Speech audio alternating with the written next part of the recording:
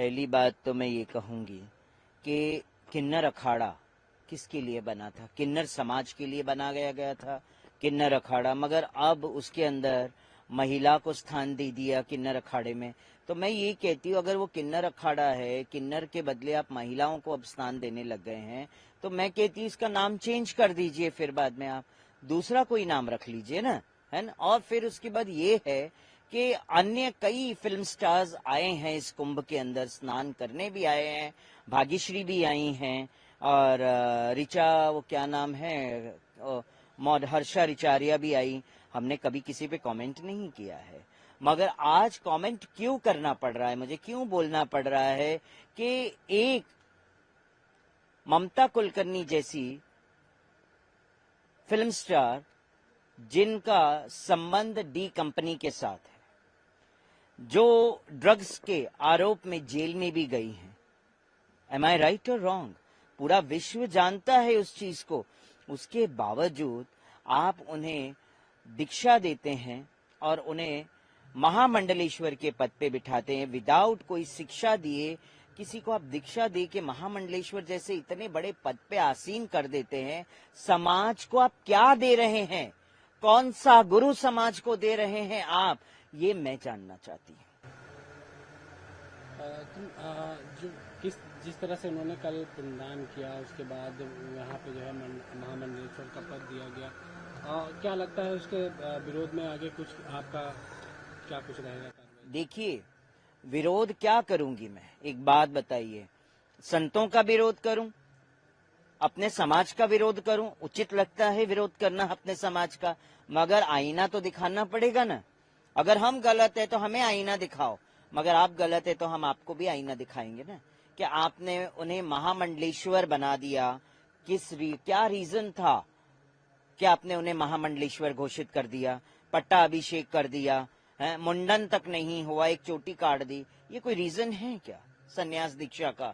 और पहली बात तो ममता कुलकर्णी का बैकग्राउंड देखा जाना चाहिए था।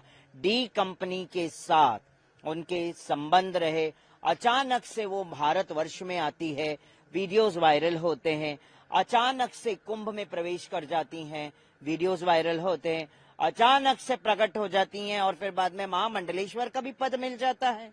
तो इसके पीछे का तथ्य क्या है? ये जांच का विषय है और जांच होनी चाहिए। इस पे मैं कड़ी निंदा करती हूँ।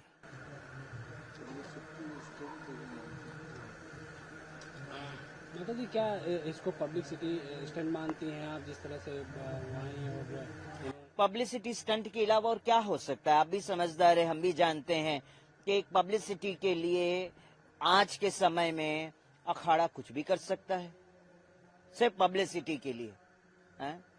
तो मैं इसकी निंदा करती हूँ, घोर निंदा करती हूँ। आप और भी कई फिल्म स्टार्स हैं, और भी कई हीरोइनें हैं, आप उनको भी पट्टाभिषेक कर सकते हैं, ऐसा मैं नहीं कह रही हूँ।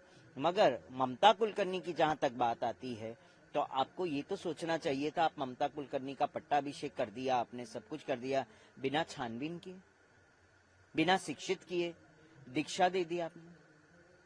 सनातन धर्म को कौन सा गुरु आप दे रहे, ये मुझे बताइए। लोग गुरुओं पे विश्वास नहीं कर रहे हैं आजकल, कि आज ऐसे गुरु प्रकट हो गए हैं इस पृथ्वी पे कि हम उसे गुरु कहने योग्य नहीं है, वो ऐसे गुरु बन गए हैं आज के समय में। हाथ जोड़ के मैं क्षमा चाहती हूँ, मुझे ऐसे वर्ड्स नहीं बोलने चाहिए, मगर आज मुझे बोलना पड़ रहा है कि समाज अंधकार की ओर जा रहा है। शिक्षित गुरु अब नहीं रह गए हैं, दीक्षित गुरु रह गए हैं, कि संख्या बढ़ाने में वो समझते कि संख्या बढ़नी चाहिए और कुछ नहीं होना चाहिए।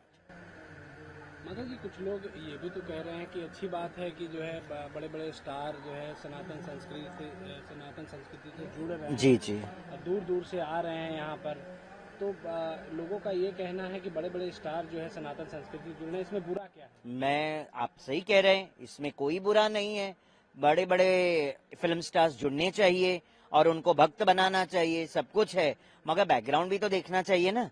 डी कंपनी का बैकग्राउंड होगा तो आप रखेंगे किसी को अपने पास? तो मुझे आप बताइए, डी कंपनी का व्यक्ति जिसने बॉम्ब ब्लास्ट वगैरह इतने मुंबई के अंदर किए गए हैं, आने वाले टाइम में अगर ममता कुलकर्णी के थ्रू से उनका उपयोग करके कुंभ के अंदर कुछ ऐसी गतिविधि होगी तो उसका जिम्मेदार